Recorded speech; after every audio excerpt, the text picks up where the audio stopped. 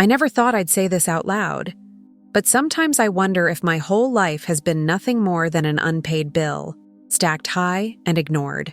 I'm Destiny Archer, 31 years old, and for nearly 10 years, I've been an architectural project manager, guiding complex urban developments to life. But beneath the slick professionalism and the steady confidence, my real story lives in the shadows of my family home. From the moment I was old enough to understand money and responsibility, I became the silent provider, the one nobody saw but everyone relied on. Since I was 16, I've been quietly paying the mortgage and all the utilities for the old family property, a burden I carried without thanks or even acknowledgement. My mother, Jeremiah Wiley, looms over everything like a storm cloud, always demanding, always in control, always wielding guilt like a weapon. Jeremiah's voice is a constant presence in my head, sweet and venomous at the same time. She plays the victim with such skill that you almost forget she's the one pulling the strings. I've learned to push aside the prickling doubts about her motives. I still hope for a normal family, for some peace, for recognition that never comes. The guest house on our property is something no one else knows about. Legally, it's in my name, a quiet power I've never dared use or even speak of. It's my secret, the one piece of control I hold on to, though I'm caught in a constant tug-of-war between loyalty and self-preservation.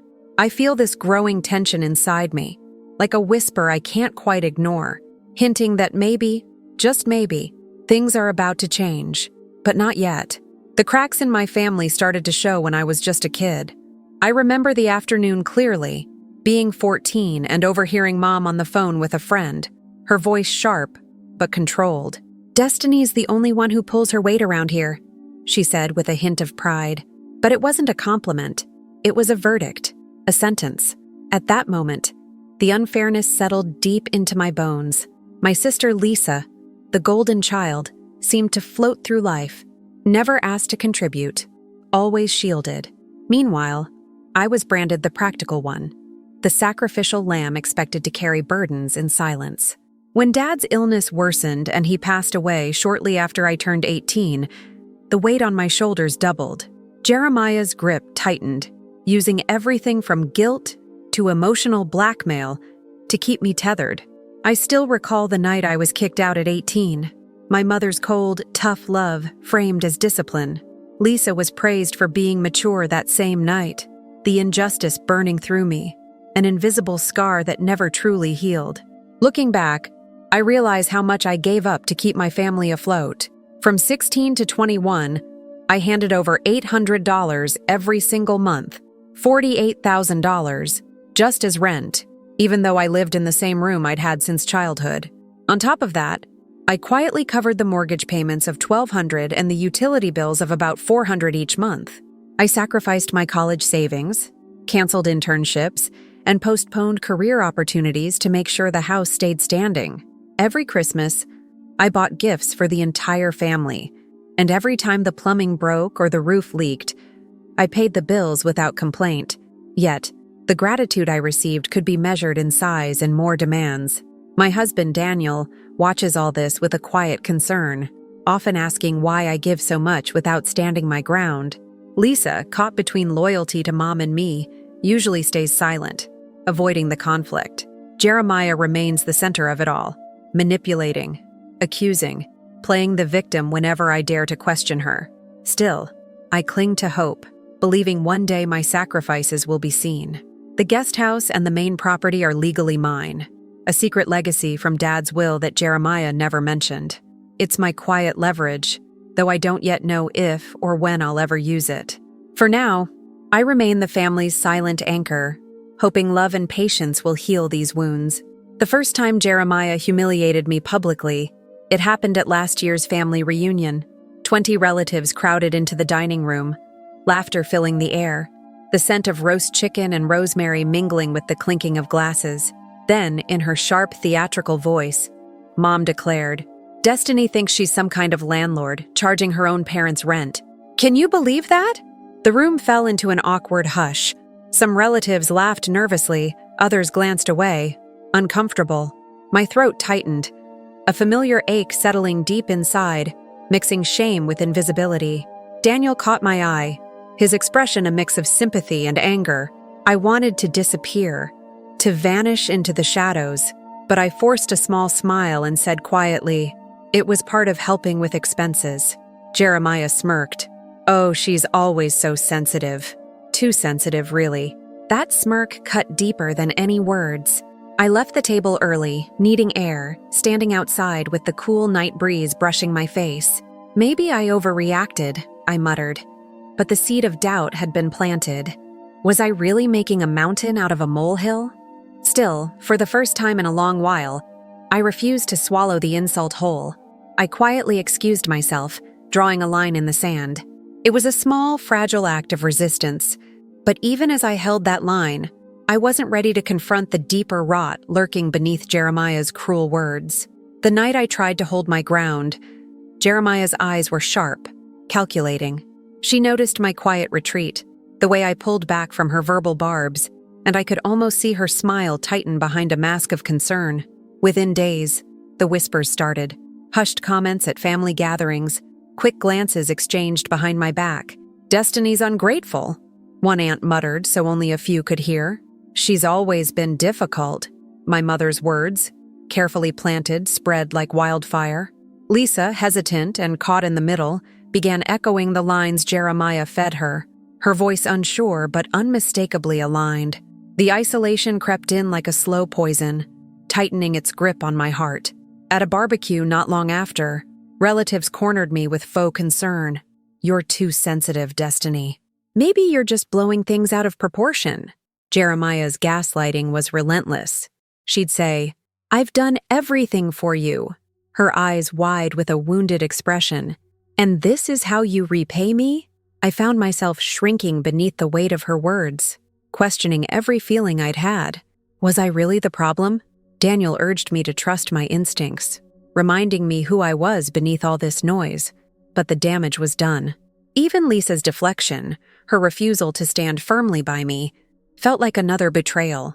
Jeremiah's manipulation wasn't limited to words. She activated relatives as enforcers, demanding loyalty and policing my every move. The emotional ping-pong left me exhausted. Each time I reacted, she countered with more venom, strengthening her hold while I weakened. But despite the confusion, a fragile hope flickered within me, a belief that patience might still heal what was broken. Determined to salvage what remained, I proposed a family meeting, a chance for us to talk honestly, to air everything out. The day was heavy with expectation. The room felt too small, the air thick with unsaid words. I spoke calmly, carefully. "I've supported this family for years, and all I want is honesty and fairness." My voice wavered, but I held it steady, hoping my sincerity would pierce the tension. Jeremiah's face shifted dramatically. Hurt turned on like a switch. Tears welled as she whispered, "After all I've done for you, Destiny, you embarrass me." Her voice was soft but sharp, loaded with threat. She warned me that if I pushed this, she'd cut me out entirely. The mediator, a distant cousin I barely knew, took her side, labeling me too harsh and ungrateful. Lisa avoided my eyes, silent but aligned with Mom. I left the meeting heavier than when I'd entered, realizing the roots of this conflict were too deep for a single conversation. My attempt at peace only tightened Jeremiah's grip, and in place of understanding, I encountered blame. Still, I refused to give up. I clung to the hope that maybe, somehow, there was a way through this. Then came the moment that shattered my world in a way I hadn't anticipated. At a work event where Daniel and I were both present, my phone rang. I excused myself and answered, only to hear Jeremiah's voice booming into the quiet office space. "Destiny's a cold, selfish daughter," she yelled. "She stole the family home and thinks she owns us all." My colleagues glanced over, their puzzled faces turning to whispers and stares. She revealed private financial details, things I'd trusted her with, shared only within the family, to paint me as a villain. The humiliation was swift and brutal. Daniel's colleagues exchanged looks, the subtle distancing began, and I felt my professional reputation unraveling in real time. When Daniel confronted her, pleading for her to stop, she only doubled down, her sarcasm cutting through the tension like a knife. This wasn't a careless slip. It was a calculated attack, designed to dismantle me piece by piece. The realization hit hard. Jeremiah was willing to destroy everything to maintain control. The sting of betrayal ran deeper than ever. But beneath the shock, a fierce resolve began to build. This wasn't just family drama anymore. It was war, and I wasn't backing down. Despite the carnage Jeremiah had unleashed, I reached out one last time. I poured my heart into a letter, clear and honest, offering forgiveness and a path forward. I need respect, honesty, and fairness, I wrote. If we can't have that, I can't continue as before.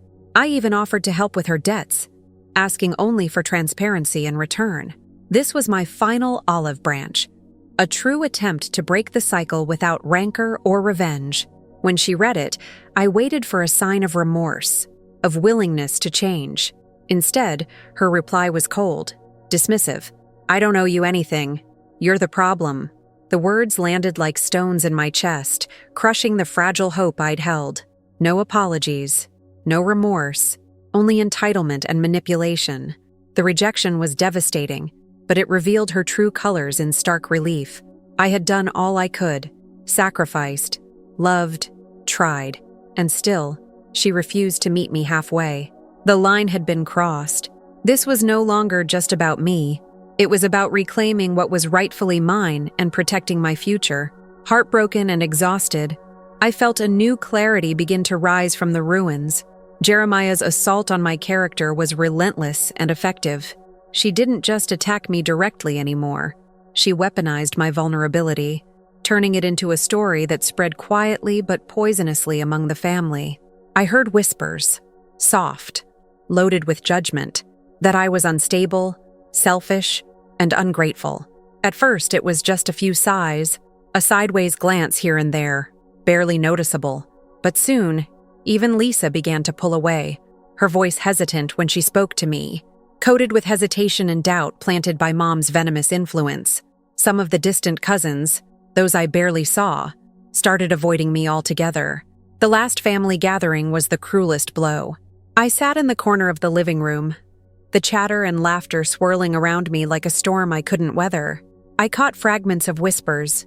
She's so difficult, always playing the victim, too sensitive.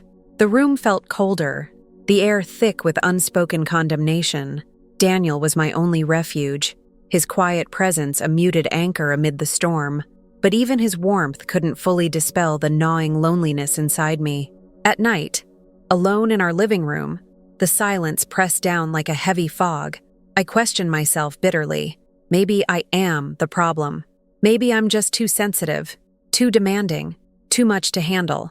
My heart ached, not just from the isolation, but from the sharp eroding of my identity. For so long, I had been the family's anchor, the one who held everything together with quiet sacrifice.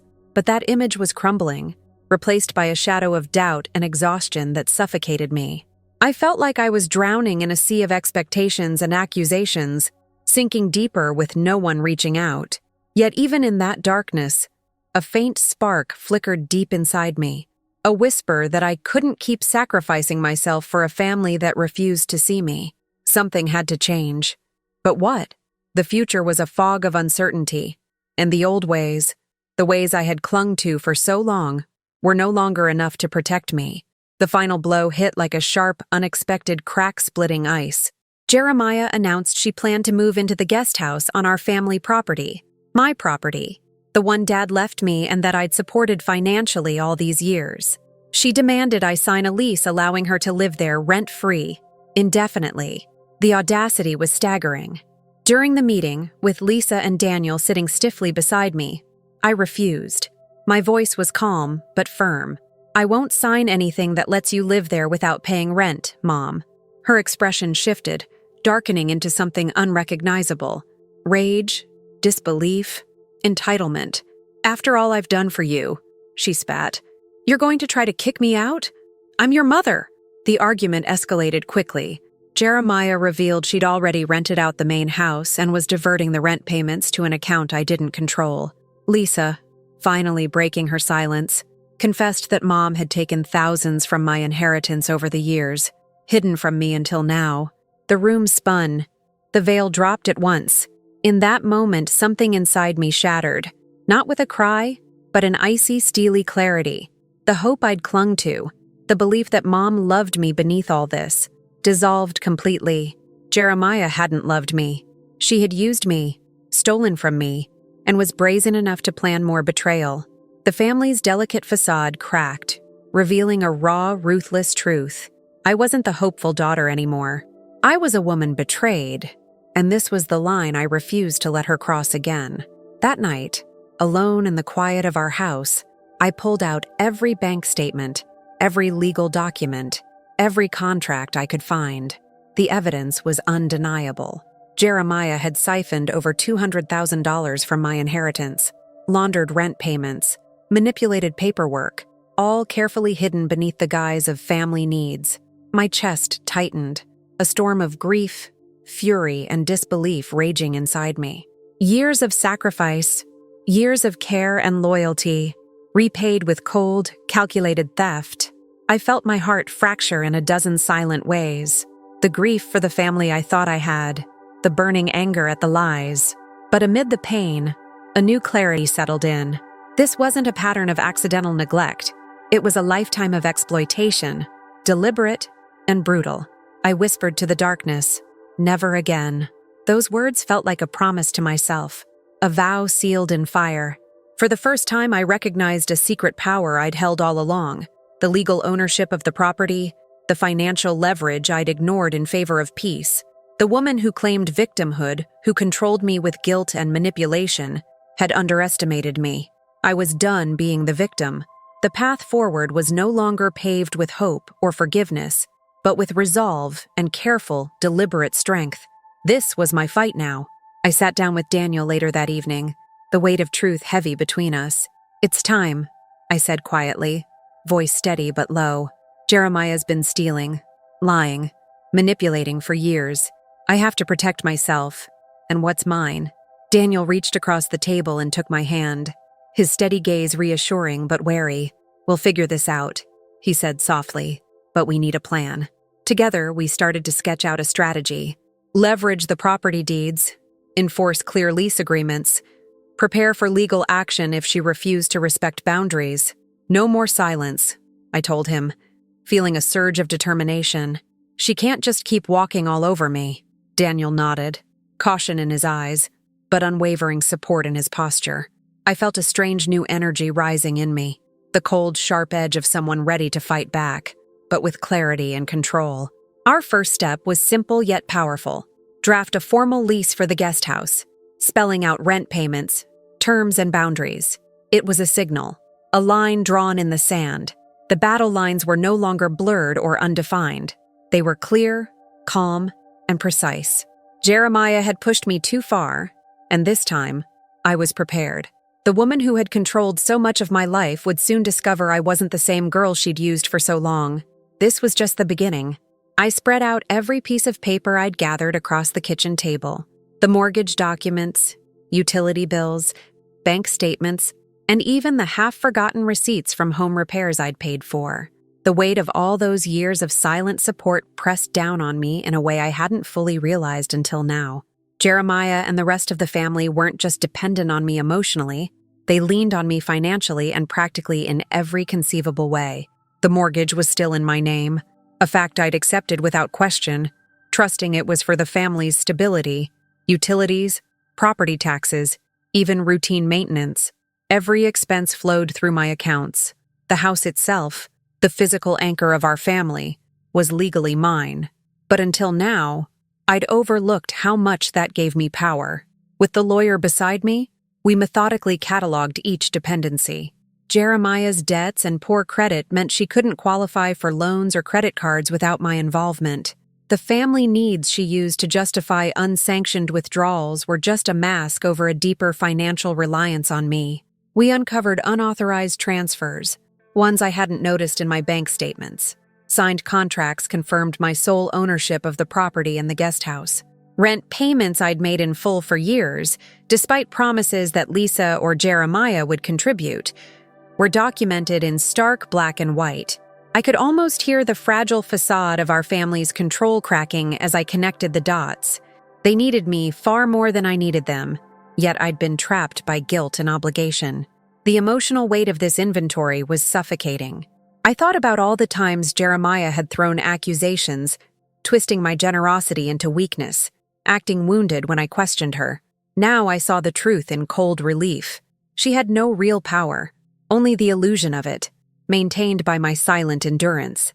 I felt a surge of something I hadn't allowed myself before, a flicker of righteous anger mixed with sorrow.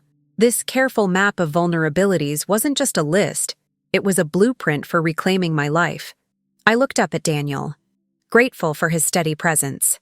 "This changes everything," I said softly, voice tight. "I've been the backbone, but now I see I'm holding the keys. It's time I use them." He nodded, eyes shining with cautious hope. We both knew the road ahead would be difficult, but finally, I felt armed. Not just with truth, but with the evidence to back it up. The scales were tipping, and I was ready to balance them. Behind the calm surface I presented to the world, a tempest brewed quietly.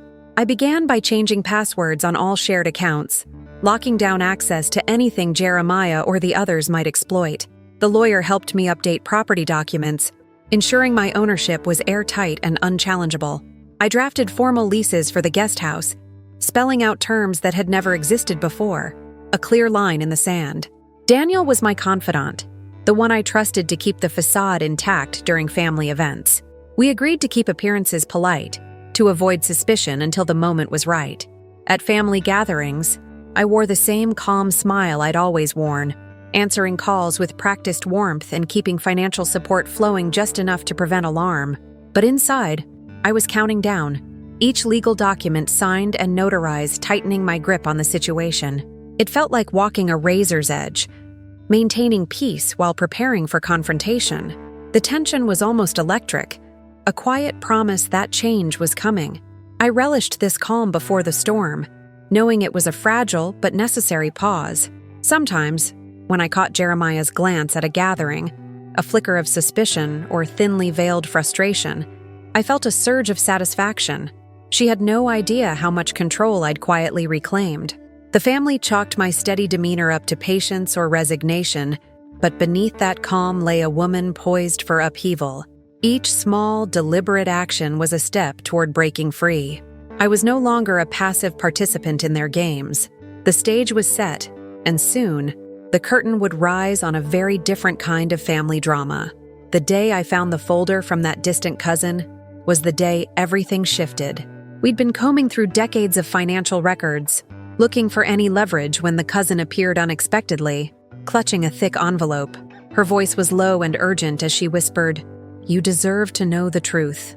Inside were old letters and documents revealing a pattern I hadn't dared imagine. Jeremiah had been siphoning money from my inheritance accounts for years, over $200,000, rerouted into her personal accounts under false pretenses. What stunned me more were the forged signatures on trust documents, painstakingly concealed behind layers of deception. I sat there, heart pounding, as my lawyer confirmed the authenticity of the documents. It wasn't just a recent lapse or mistake. This betrayal stretched back to shortly after Dad's death, hidden beneath the family's veneer of normalcy. The debts Jeremiah claimed, the never-ending family emergencies, the desperate need to live rent-free, it all suddenly made bitter sense. The woman who had wielded emotional manipulation as a weapon had also been stealing my future, quietly eroding it bit by bit. The realization crushed me in ways I hadn't expected, not just the financial loss, but the depth of betrayal from my own mother. Tears pricked my eyes, but I swallowed them. Rage and sorrow tangled inside me, but beneath it all was a cold, hard clarity. This was no longer about family drama. It was about justice. I looked at Daniel, voice barely above a whisper. "She didn't just take from me emotionally. This is theft. Years of it." He squeezed my hand, steady and reassuring. The scales had tipped decisively. Now, with undeniable proof, I was no longer just a daughter hurt by a mother's cruelty. I was a woman armed with truth, ready to protect herself. The first moves were deliberate and calculated. I stopped paying utilities and property taxes on Jeremiah's behalf, letting the bills accumulate where they belonged. Formal notices went out to her and Lisa about overdue rent on the guest house, letters crafted with legal precision and firm tone. The usual favors dried up. No more emergency transfers. No more silent bailouts.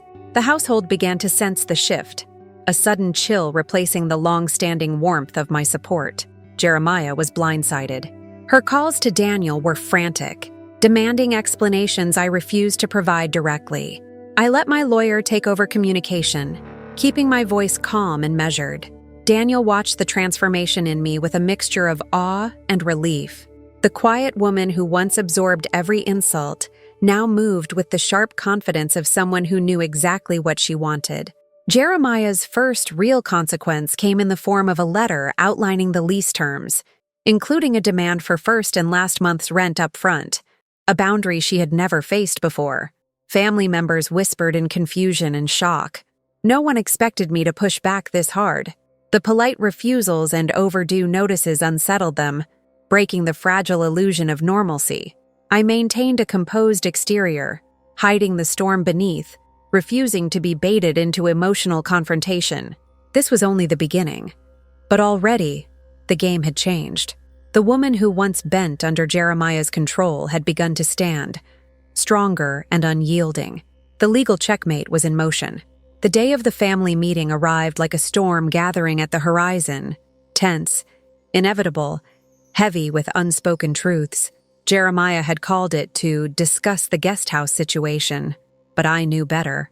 I arrived with Daniel by my side, steady and resolute, and my lawyer quietly carrying the weight of every document that spelled out years of betrayal. The room filled with familiar faces, Lisa, a few cousins, and others who'd sensed the undercurrents, but never dared name them aloud. Jeremiah stood at the center, her usual confident smirk in place, but I could see the flicker of uncertainty beneath it. I was ready. Calmly, I laid the lease agreement on the table, my fingers steady despite my racing heart. "Rent is due on the first of every month," I said clearly, meeting Jeremiah's gaze without flinching. "First and last month's rent up front. No exceptions." The room grew quiet, the kind of silence heavy enough to press against your skin. Then, I unfolded the proof, the bank statements, the forged signatures, the unauthorized transfers. "You stole from me," I said softly but firmly, the words landing like stones in a still pond. Gasps rippled around the room. Jeremiah's face twisted, shock morphing into fury, but I held her gaze, unwavering. My lawyer stepped forward, outlining the legal consequences: civil charges, restitution, loss of rights. The power shifted palpably.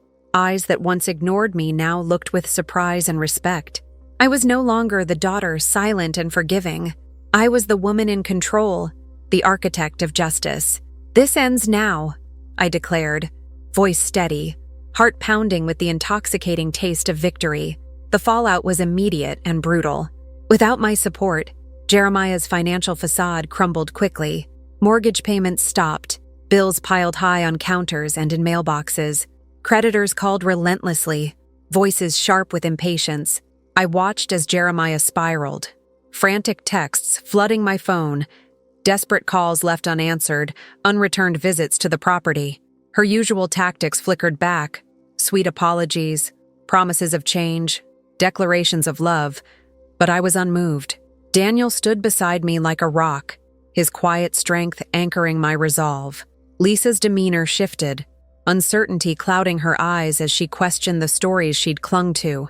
Whispers of sympathy reached me from relatives who had quietly sided with me. Jeremiah's once commanding presence faded into isolation. I managed the property with newfound confidence, every payment and decision a reclaiming of my life. There was no triumph in gloating, only a steady, sober acceptance that justice, slow and sure, was unfolding. The reckoning was quiet but inevitable, and I stood firm in the calm center of it. Jeremiah's desperation deepened. Publicly, she cast herself as the victim, flooding social media and family group chats with accusations of greed and cruelty. Flying monkeys appeared, relatives pressuring me to forgive and heal the family. wielding guilt like a weapon. She threatened legal action, shouting from the rooftops that I was trying to ruin her. But this time, I was prepared. Every threat met with my lawyer's calm refusals. Every manipulation met with boundaries I refused to bend.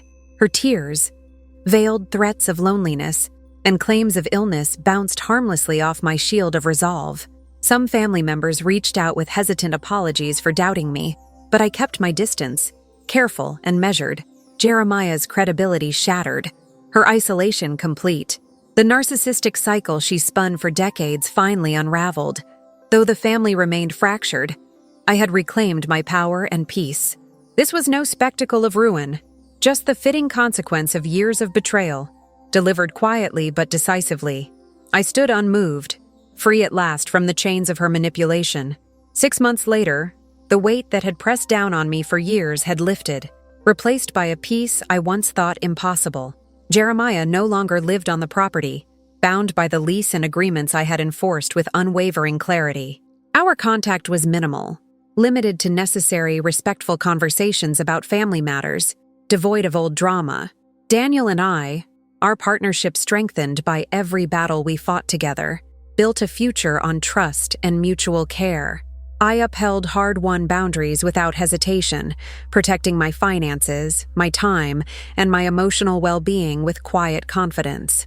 The guest house, once a symbol of conflict, now housed trustworthy tenants, generating income and symbolizing my reclaimed autonomy. Family gatherings were smaller, quieter, the sides drawn but no longer defining me. I no longer sought the approval of a family that never truly supported me. Reflecting on the journey, it wasn't a tale of revenge, but one of self-respect and justice. The scars remained, but they no longer dictated who I was. The legal checkmate wasn't just a tactic. It was my declaration that I deserved dignity and fairness. For the first time, I felt truly at home in my own life.